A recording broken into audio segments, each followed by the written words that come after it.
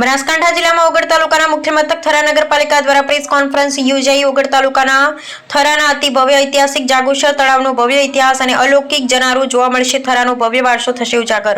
વાત કરવામાં આવે તો ઉત્તર ગુજરાતના બનાસકાંઠા જિલ્લાના ઓગળ તાલુકાના મુખ્ય મથક થરા નગરપાલિકાને સ્વર્ણિમ જયંતિ મુખ્યમંત્રી શહેરી વિકાસ યોજના હેઠળ જુદા જુદા વર્ષ મુજબ અંદાજે ₹8 કરોડ રૂપિયાની માતબર ગ્રાન્ટ આપવામાં આવી હતી, જેમાં જાગુશર તળાવનું નવીનીકરણ કરી મહારાણી નાયકા દેવી ઉદ્યાન લોકાર્પણ સમારોહ યોજવા માટે લોકોમાં જાગૃતિ લાવવા અને બહોળી પ્રસિદ્ધિ કરવા માટે પ્રેસ કોન્ફરન્સનું આયોજન કરવામાં આવ્યું, જેમાં થરા નગરપાલિકા કાર્યકારી પ્રમુખ નીતા કુંવરબા જયપાલસિંહ વાઘેલાએ ચાર્જ સંભાળ્યો. ત્યારે હવે એક કદમ વિકાસ કી ઓર તારીખ 20/6/2026ના રોજ સાંજે 7 વાગે ગાર્ડન અને મેનેજમેન્ટ પાર્ક સાથે મહારાણી નાયકા દેવી ઉદ્યાન લોકાર્પણ સમારોહ યોજાનાર હોવાથી પૂર્વ પ્રમુખ પૃથ્વીરાજસિંહ વાઘેલા અને થરા નગરપાલિકાના ચીફ ઓફિસર બાબુભાઈ જોશી દ્વારા સુંદર રીતે પ્રેસ કોન્ફરન્સ યોજી જાગુશર તળાવ વિશે જાણકારી આપી હતી, જેમાં વર્ષ 2023-24 ને વર્ષ 2024-25માં સરકાર દ્વારા સ્વર્ણિમ જયંતિ મુખ્યમંત્રી શહેરી વિકાસ યોજના હેઠળ ₹8 કરોડ રૂપિયાની માતબર ગ્રાન્ટ ફાળવવામાં આવી હતી, જેમાં સૌથી અગત્યની બાબત વિશે વાત કરીએ તો પૌરાણિક અને ઐતિહાસિક જાગુશર તળાવનું નવીનીકરણ કરી અત્યારે અત્યાધુનિક ટેકનોલોજી, બાગ બગીચા, શિવ પ્રતિમા,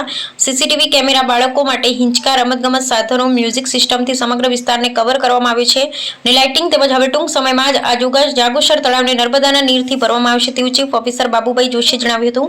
ત્યારે પ્રસંગે ગુજરાત વિધાનસભા અધ્યક્ષ શંકરભાઈ ચૌધરીના વરદ હસ્તે કાર્યક્રમને ખુલ્લો મૂકવામાં આવનાર છે, જેમાં મુખ્ય મહેમાન તરીકે પ્રભારી મંત્રી કમલેશ પટેલ, અતિથિ વિશેષ મંત્રી પ્રવીણભાઈ માળી, જિલ્લા પ્રભારી ધવલભાઈ દવે, જિલ્લા ભાજપ પ્રમુખ કીર્તિસિંહ વાઘેલા ખાસ કરી ઉપસ્થિત રહેશે તેવું થરા નગરપાલિકા ચીફ ઓફિસર બાબુભાઈ જોશી અને પૂર્વ પ્રમુખ પૃથ્વીરાજસિંહ વાઘેલાએ જણાવ્યું હતું. જેમાં સૌથી અગત્યની બાબત વિશે વાત કરીએ તો આ મિની કાંકરિયા થરાના અતિ ભવ્ય કાર્યક્રમમાં આ પ્રસંગે તારીખ 20/6/2026 શનિવારના રોજ સાંજે 7 વાગે લોકાર્પણ યોજાશે અને પછી રાત્રે ઉત્તર ગુજરાતના નામાંકિત ગાયક કલાકારો દ્વારા ભવ્ય સાંસ્કૃતિક ડાયરાનું આયોજન કરવામાં આવ્યું છે. ત્યારે કાંકરેજ અને ઉગડ તાલુકા સહિત થરા નગરપાલિકાની જાહેર જનતાને હાર્દિક આમંત્રણ આપી જાગુશર તળાવની એક મિની કાંકરિયા તળાવનો નજારો જોવાનો લાહવો લેવા જણાવ્યું હતું. અહેવાલ બાય રામજીભાઈ રાયગોર.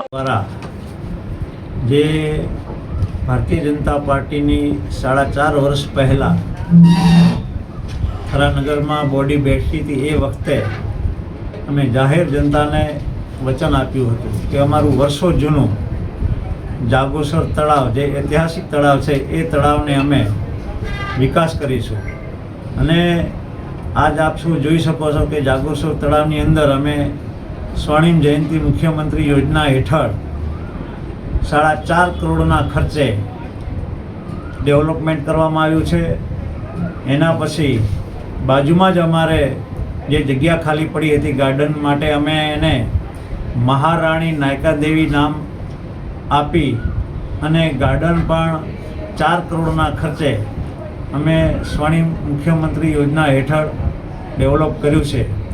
અને આવતી 20 તારીખે અમારા માનનીય વિધાનસભાના અધ્યક્ષ શ્રી શંકરભાઈ ચૌધરી, અમારા બનાસકાંઠા પ્રભારી મંત્રી શ્રી કમલેશભાઈ પટેલ અને આપણા બનાસકાંઠાના લાડીલા મંત્રી એવા શ્રી પ્રવીણભાઈ માળી દ્વારા અમે આનું લોકાર્પણ રાખેલું છે.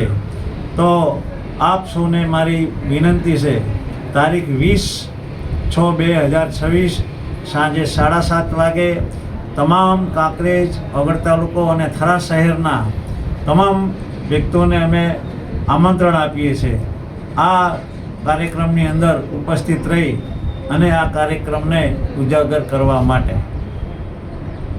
જાગોદર તળાવ જે છે ત્યાં સહેલાણીઓને લોકો માટે શું કયા પ્રકારની સગવડતા મળશે? ત્યાં જાગુશર તળાવની અંદર અમે વિકાસ કરી અને જે નર્મદાનું આપણું પાણી છે એ 1 મહિનાની અંદર નખાઈ જવાનું છે. તેનો ટેન્ડર પડી ગયું છે, ટેન્ડર ખુલી ગયું છે, કોન્ટ્રાક્ટરને કામ અપાઈ ગયું છે અને ટૂંક સમયમાં પાણી નાખવાનું કામ ચાલુ થઈ જશે. અંદર પાણી નાખ્યા પછી અંદર અમે જે હોડીઓ છે, બાજુમાં જે ગાર્ડન છે ત્યાં અમે લોકોને હરવા ફરવા માટે હિંચકા, સરસ બગીચો બનાવ્યો છે. ત્યાં અમે ખાણીપીણીના સ્ટોલ પણ મૂક્યા છે.